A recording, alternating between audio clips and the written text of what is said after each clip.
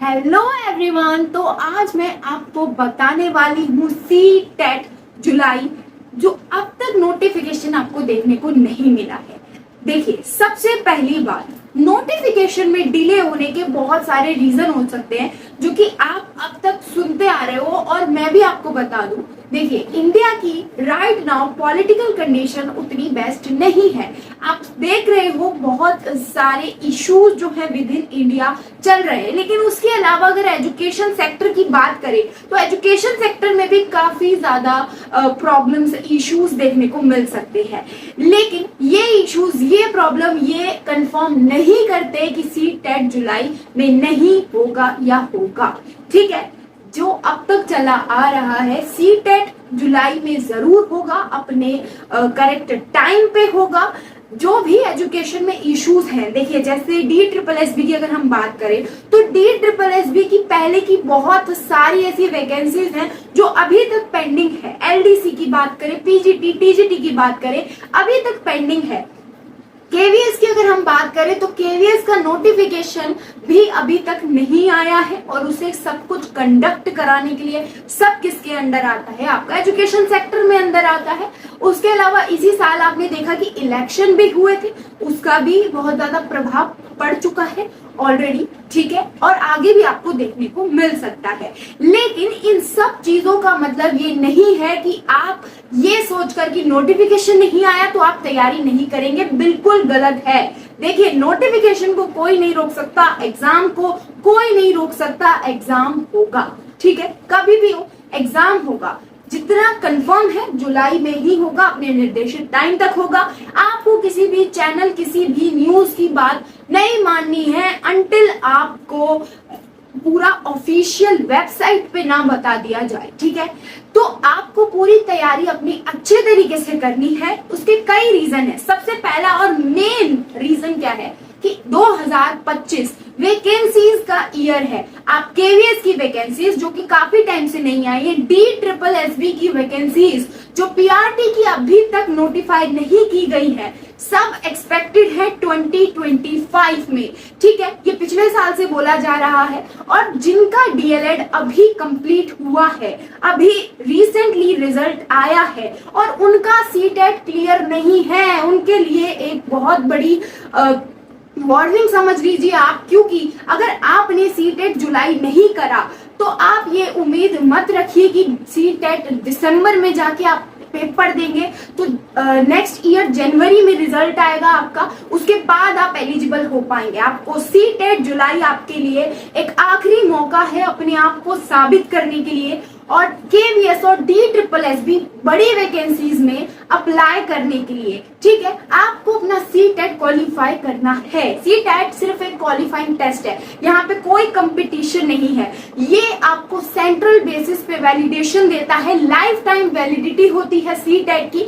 उसके अलावा अगर हम बात करें तो CTET में एक जर्नल कैटेगरी के बच्चे के लिए 90 मार्क्स लाने पर वो क्वालिफाइड यानी पास माना जाता है, और SC ST के बच्चों के लिए 82 मार्क्स पे वो क्वालिफाइड माना जाता है। लेकिन एक बात जो आपने बहुत कम सुनी होगी कि CTET जो है सेंट्रल लेवल पे कंडक्ट कराता है, तो सेंटर के अकॉर्डिंग आप क्वालिफाइड हो, एक टीचर के एलिजिबिलिटी टेस्ट का क्वालिफाई कर चुके हो। लेकिन अगर हम DSSB की बात करें या कई सारे अलग अलग स्टेट के जितने भी चीजें हैं, जैसे DSSB में जो OBC है वो स्टेट का OBC माना जाता है। दिल्ली के में, समझ रहे हो बात को, देखो बहुत सारी ऐसी स्टेट्स है जहां पे आपका OBC का नहीं चलता है। ठीक है, तो आपको क्या करना है, आपको 82 या 90 ऐसे बीच के मार्क्स नहीं लाने, आपको अच्छे मार्क्स लाने हैं। जितने भी SC ST OBC के हैं उन्हें 90 अबव मार्क्स लाने हैं,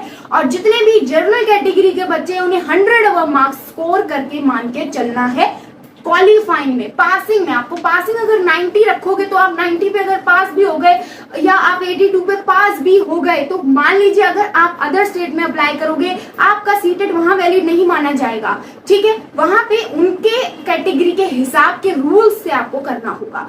ये तो हो गई नोटिफिकेशंस की बात। अब नॉर्मल हम बात करते हैं सीटेट की। देखिए सीटेट में आपको तैयारी करनी है जोरों शोरों से। सीटेट में कोई बहुत ज्यादा टफ नहीं होता। अगर आप डीएलएड पूरा पढ़ चुके हो या आप डीएलएड फर्स्ट ईयर में हो तो भी आप सीटेट में अप्लाई कर सकते हो। और एक और डाउट बच्चों के अंदर रहता है जो डीएलएड फर्स्ट ईयर में होते हैं कि हम सीटेट फर्स्ट ईयर में दे सकते हैं या नहीं दे सकते हैं। तो देखिए सबसे मेन और इम्पोर्टेंट बात, आप जो है सीटेट दे सकते हैं अगर आपको एक दिन भी हुआ है किसी भी टीचिंग कोर्स में एडमिशन लिए हुए, तो आप सीटेट देने के लिए एलिजिबल हो और आप पास होते हो तो आपका सीटेट भी वैलिड माना जाएगा। तो ये मिथ, क्योंकि देखिए पुराने टाइम पे होता था कि फर्स्ट ईयर में सीटेट नहीं माना जाता था, आप दे भी दोगे पास भी कर लोगे तो नहीं माना जाता था, सेकेंड ईयर में करना होता था या डीएलएड कंप्लीट करने के बाद करना होता था। ठीक है, लेकिन अब नई पॉलिसी के अकॉर्डिंग बताया गया है कि सीटेट जो है अगर आपको एक दिन भी हुआ है एडमिशन लिए हुए आप एलिजिबल हो और आपका सीटेट लाइफ टाइम के लिए वैलिड है अगर आप क्वालिफाई। ये तो आपने समझा कि सीटेट क्या है, सीटेट के नोटिफिकेशन के बारे में सब आपने समझा। अब मैं आपको सीटेट में तैयारी करने का बेस्ट तरीका आपको बताती हूँ। देखिए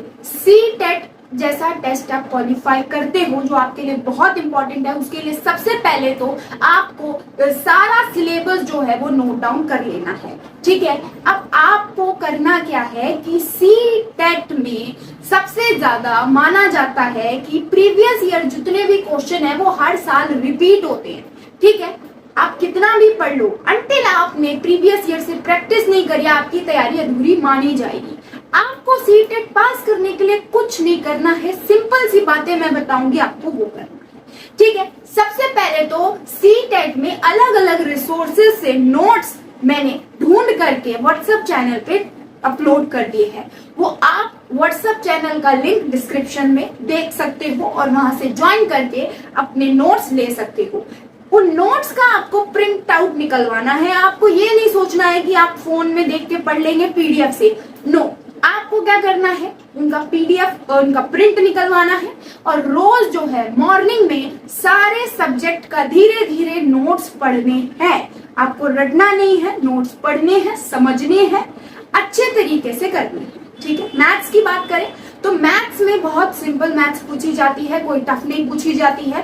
कहने के लिए एनसीईआरटी से 1st to 5th का आता है सीटेट में और वो ऑथेंटिक एनसीईआरटी का कंसेप्ट आपको नोट्स में मिल जाएगा। नोट्स आपको डिस्क्रिप्शन में व्हाट्सएप चैनल पे मिल जाएंगे। ठीक है, तो ईवीएस, पेडागोजी, इंग्लिश, हिंदी ये सब आपके किससे हो जाएंगे, आपके नोट से हो जाएंगे। मैथ्स की बात करें, मैथ्स में आपको प्रैक्टिस करनी होगी, प्रैक्टिस के लिए क्वेश्चन आपको मिल जाएंगे। अब आते हैं हम अपने मेन पॉइंट पे। तो आपके लिए मैं ले आई हूँ सीटेट में 20 डेज सीरीज। इस सीरीज में हम प्रीवियस ईयर क्वेश्चंस करेंगे लास्ट 10 इयर्स के। 2025 चल रहा है, 2015 तक के क्वेश्चन पेपर्स प्रीवियस ईयर्स में आपको करवाऊंगी। ये क्वेश्चन पेपर्स आपको सॉल्व मिलेंगे। अब क्वेश्चन पेपर और प्रीवियस ईयर के लिए आपको अलग अलग रिसोर्सेज पे, अलग अलग वेबसाइट्स पे सर्च करके अलग अलग पीडीएफ डाउनलोड करने की कोई हेडेक नहीं लेनी है। सिर्फ एक चैनल पे आना है और डेली का एक प्रीवियस ईयर आप करोगे। ठीक है, और अपने मार्क्स देखोगे। ठीक है, वो प्रीवियस ईयर आपको मैं करवाऊंगी, ये मेरी जिम्मेदारी है। ठीक है, आपको प्रीवियस ईयर मिलेगा, चाहे आप इंग्लिश मीडियम के हो चाहे आप हिंदी मीडियम को हो, आपको दोनों लैंग्वेज में सीटेट में आपको प्रीवियस ईयर मिलेगा। आप वो करोगे, उसके बाद आप अपने आंसर्स सॉल्व करोगे, देन आंसर की मिलेगी, आंसर की से आप चेक करोगे। ये सब कुछ एक ही वीडियो में होगा। ठीक है, उससे पहले हम समझ लेते हैं कि सीटेट में आपको प्रीवियस ईयर जो कि आप अलग अलग रिसोर्सेज से लेते हो उसका पीडीएफ कहाँ से मिलेगा। आपको उसका पीडीएफ भी व्हाट्सएप चैनल पे मिल जाएगा। अगर आप वीडियो से नहीं पीडीएफ से करना चाह रहे हो तो हर दिन में हर पीडीएफ को, हर पेपर को मैं व्हाट्सएप पे भी अपलोड करूंगी। अब प्रीवियस ईयर करने का फायदा क्या है, देखिए आप पहले दिन प्रीवियस ईयर अटेम्प्ट करोगे तो मैं नहीं कहती और कोई नहीं कहता कि आप पहले ही दिन 150 आउट ऑफ 150 स्कोर करोगे या 150 आउट ऑफ जो भी आपका ड्रीम स्कोर है वो करोगे। देखिए पहले दिन आप अगर प्रीवियस ईयर अटेम्प्ट करोगे तो आपको 30 मार्क्स मिले, मान लीजिए आपको 20 मार्क्स मिले, अगले दिन आपको 31 मिले, 32 मिले, तीसरे दिन आपको 35 मिले, 36 मिले। लेकिन जब आप लास्ट डे पे अपनी प्रेपरेशन देखोगे तो आपका स्कोर अबव 100 होगा। लेकिन वो स्कोर अबव 100 तभी होगा जब आप लीनियंटली, आपको कुछ नहीं करना है, आप सीटेट को पास करने के लिए अगर दिन में 2 घंटे भी देंगे तो भी आप उसको पास कर जाएंगे अच्छे मार्क्स से। ठीक है, आपको सिर्फ जो नोट्स आपको मिलेंगे आपको पढ़ने हैं मॉर्निंग में, और शाम को आपको ये प्रीवियस ईयर अटेम्प्ट करना है। ठीक है, प्रीवियस ईयर अटेम्प्ट करना है, अटेम्प्ट करके नहीं छोड़ देना है। जो भी आपकी गलती होगी आप एक डायरी बना लीजिए, उसमें आप अपनी गलती लिखेंगे कि ये मेरी गलती है, ये वाला कंसेप्ट था इसमें और मैंने ये वाला कंसेप्ट लगा दिया, या पेडागोजी में ये कंसेप्ट मुझे समझ नहीं आया। आपको लिखना जरूर है, आप बेशक से उसको पढ़ो ना, याद ना करो, लिखना जरूर है, लिखने से आपको जरूर याद रहेगा।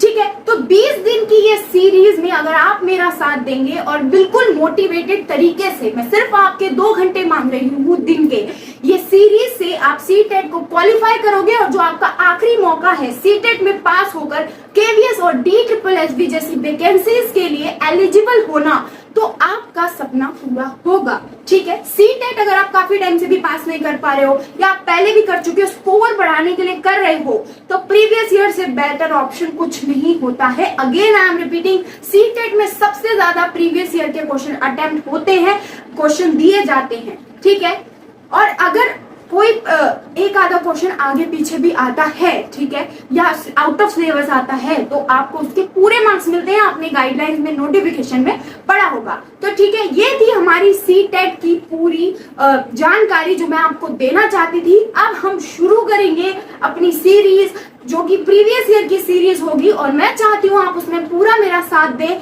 और जुड़े रहिए मेरे साथ, और बिल्कुल तैयारी से, ईमानदारी से आप करेंगे, क्योंकि आप अपने लिए कर रहे हैं, अपने परिवार वालों के लिए कर रहे हैं।